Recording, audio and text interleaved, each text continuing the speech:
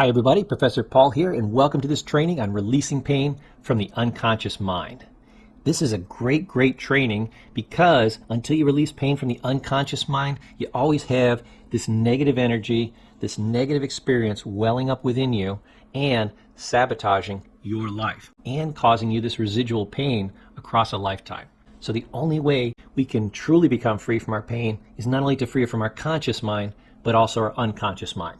Conscious mind, it's very difficult to release it there, and with the unconscious mind, it's even more difficult. So this is a great challenge, but you and I are going to take it on together.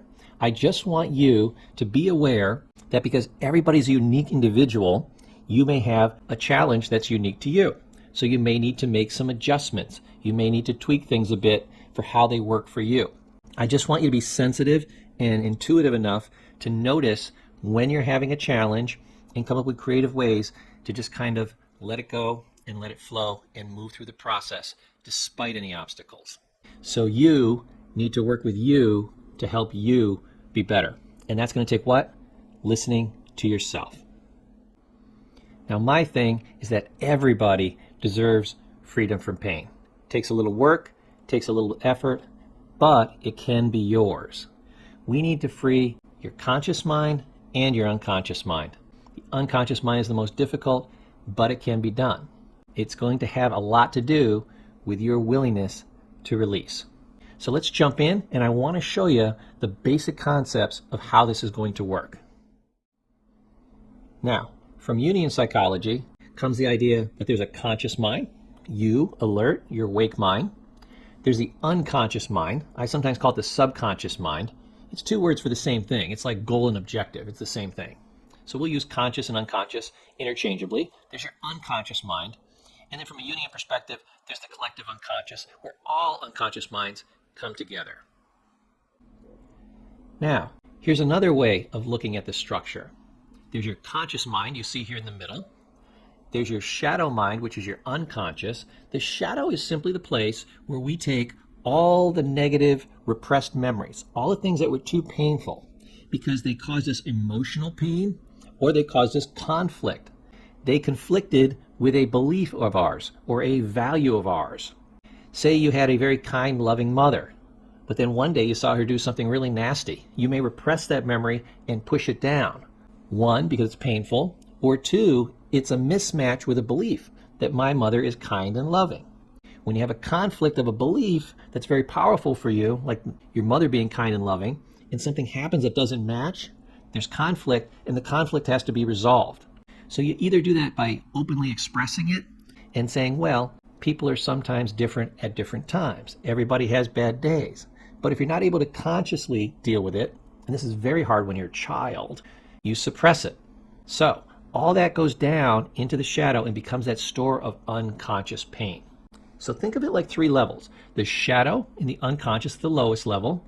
The mind, which you can control, is the conscious level. That's a higher level. But then the highest level is something completely different. Let me show you that level. That level is what I call you, or in Jungian psychology they call it the self. The self is the real you. That's the highest level you can be.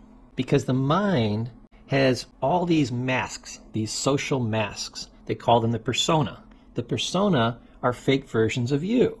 So you've got the real you, which is you without all these social masks, the true, unadulterated version of you before your conscious mind starts messing with it. So you can think of this as your enlightened self, your spirit level, whatever you want to think of it as. Then there's the conscious level, and then there's the shadow level. So what we want to do is we want to use your highest level, yourself, the watcher we're going to call it, and use that to release things from your lowest level, which is the shadow level, the unconscious mind. And here's how we're going to do it. We do it by becoming the watcher. I want you to watch your own thoughts. Think of it this way. If there's somebody watching your thoughts, noticing your thoughts, observing your thoughts, that has to be a separate person, right? Yes, that person is your higher self. I call it the watcher. In Jungian psychology, they call it the self. Perfect. The self is now watching the conscious mind. Now you know that there's your higher self, which knows what to do, and is born beautiful, innocent, and perfect. It's the level of spirit, literally. This is the unadulterated you. Watching the conscious mind, which has the personas, it has the social masks, it has all this confusion, it has all this imprinting, it has all this history, it has all this psychic rubbish which confuses things. And you're simply going to watch this. So I want the real you, the self, to watch the fake you, the mind. So you're watching your thoughts. You'll see why this is very important in a moment. You can do this by just sitting quietly alone in a room by yourself for just a few minutes, and you'll notice your thinking. As you're noticing your thinking, you're going in the one-up position, which is the self. You're looking down on you, thinking your thoughts. Your higher self is watching your lower self, the conscious mind, go through its process. You don't have to watch that process too long to realize that your conscious mind is pretty much the closest thing to crazy you're ever going to see. It says a lot of wild stuff that you would never ever say out loud. That's part of the reason you have the personas, to protect everybody else from these wild thoughts. They often call the conscious mind the wild horse, at least from a Zen philosophy, or the chattering monkey. Why? Because it just goes blah, blah, blah, blah, blah. It literally talks in a stream of consciousness.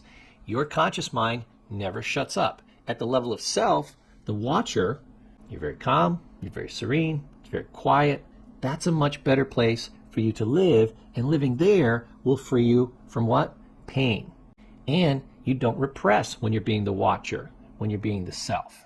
It's the fake mind that can't deal with the pain, the conscious mind, that pushes everything down into the shadow. So while you're doing this process, you're not going to get that repression, which we're now trying to fix. So at least you're not adding to the problem. Great first step. So as I was explaining, being the watcher will actually prevent this negative energy, all these negative emotions and damaged values and belief systems, from getting pushed down and trapped inside the shadow. So being the watcher gives you a greater awareness of how your mind actually works. It also prevents any accumulation of negative energy going into the unconscious, negative thoughts, repressed pain, memories, values, beliefs, getting trapped in the unconscious at the level of the shadow. Now the mind loves to push the pain down to the shadow. This is how you keep from feeling things that are too painful for your conscious mind to handle. Actually, except in rare cases, you would literally have to be traumatized. You just don't want to deal with it. You think you're dealing with it by stuffing it down to the unconscious. Have you ever heard of emotional stuffing? Yeah, if you stuff enough emotionally, eventually you're constipated. We used to call sharing in group taking an emotional dump. And that's literally what you were doing. You were only as sick as the secrets you kept, so you would let them out to the group. You no longer had to hold on to them. It was literally like, you've heard the expression, people carry baggage with them. It was like taking this baggage as if it was actual suitcases of stuff and opening it up and just dumping it out, shaking it over a dumpster and just getting rid of it, closing it up, and noticing how much lighter it and you felt once you shared with the group. That's one way of releasing. That works great for things that you're conscious of. Now we're going to teach you to do a similar process for things that you're not conscious of. Why? You push them so far down, they're in the unconscious, which means you don't even have access to them. That's why the stuffing works, because it's outside of your conscious awareness. By definition, it's in the unconscious, so you don't sense it consciously, which is your awake world that you're aware of. So even though it's burning you and damaging you subconsciously and sabotaging you, causing all manner of harm and really weighing you down, you feel like you're free because you don't sense it anymore. So it's this repression that's the source of most of your pain, and it traps your energy. What do I mean by energy? You lose your energy, your enjoyment of things, your enthusiasm. You don't get excited about things anymore. It really weighs you down. Think of it not in terms of mystical energy or anything like that, but say the difference between a quote-unquote normal person and a depressed person. What's the difference between a normal person and a depressed person? Well, one, they think depressing thoughts. What does that do? It causes pain, and that traps their energy. Their energy level goes down. People that are majorly depressed, they can't even get their butt out of bed in the morning. And if they can, it's a major struggle. You would think their body weighed 1,000 pounds, and they're not fooling with you. Their brain says, you can't get out of this bed. And then they try to force themselves to do it. And we don't realize how much of a struggle it is, but it's very difficult for them. So repression is the source of your pain, traps your energy, creates tremendous pressure and problems. You can see this guy with his top blowing off. This is a great graphic for the types of pressure it puts you under. We need to release this, to vent this, to let it go. And we're going to show you how to do it right now. And we're going to show you how to do it. The ultimate goal is to release pain from the unconscious mind. Now I'm going to take you step by step through it, because the question always is, how do we do it? Let's find out. We use a process that I call relax and release. If you're taking notes, write that down. Relax and release. We keep it very simple. The more simple the process, the better it tends to go. So, as the pain comes into the mind, something happens in your life that's painful, I want you to relax and release it. You simply observe it, you notice it, go into the one-up position from the watcher, and just watch this as if it's happening to somebody else and let it go by. And relax with the breath. We used to teach people this that had anxiety attacks. Do you know you can't have an anxiety attack if you're breathing normally?